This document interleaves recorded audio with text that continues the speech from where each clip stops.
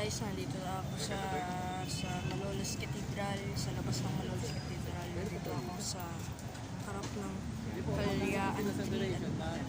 Sa tataka, bakit ako nandito sa Malolos Cathedral?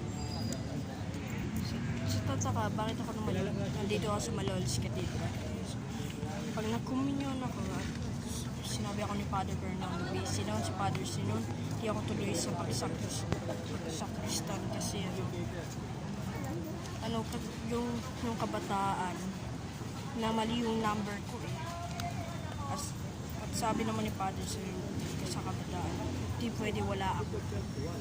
Yung sabi ni Father, ng mga kabataan o mga sabi niya, babalik daw ako bukas. At na yun, nakabalik na. Bye bye. Let's na ako sa loob. Okay. Saan kaya ito?